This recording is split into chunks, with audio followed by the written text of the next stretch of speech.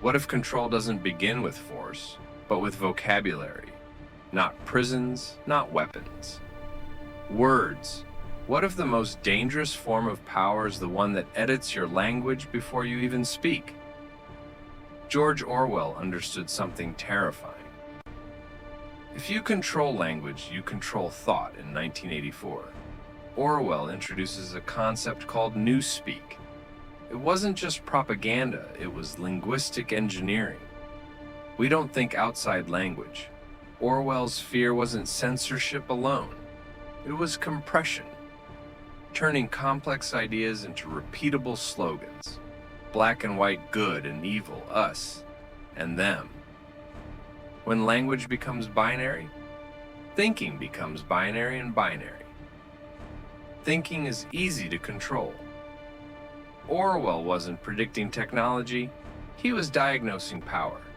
Look around, shortened phrases, repetitive narratives, emotional trigger words. When discussions collapse into labels, dialogue disappears. When everything becomes extreme, nothing is examined. The dangers in disagreement, the dangers reduction. When words lose precision, truth becomes flexible. And when truth becomes flexible, power expands quietly. The most subtle form of control is self-censorship. When you stop exploring a thought because you don't have language for it. When doubt feels inexpressible, when nuance feels unnecessary. Orwell's real warning wasn't Big Brother is watching it. Was you may not notice when your language changes.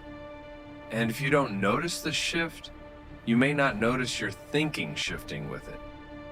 If language shapes thought and thought shapes reality, what happens when your vocabulary is quietly reduced?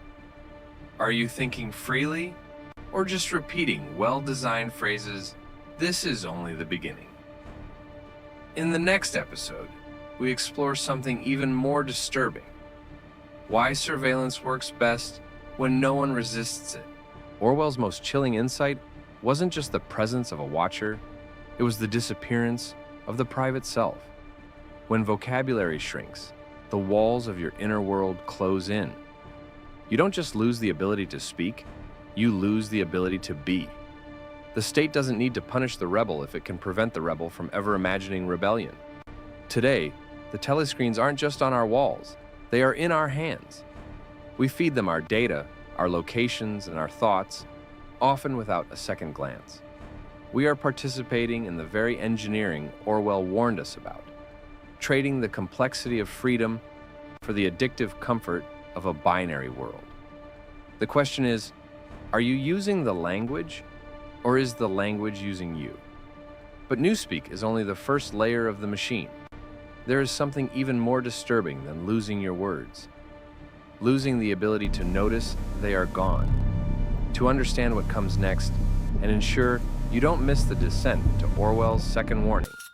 Subscribe to the channel now. The path to resistance starts with awareness. Don't let the algorithm choose your next thought. Stay tuned for part 2.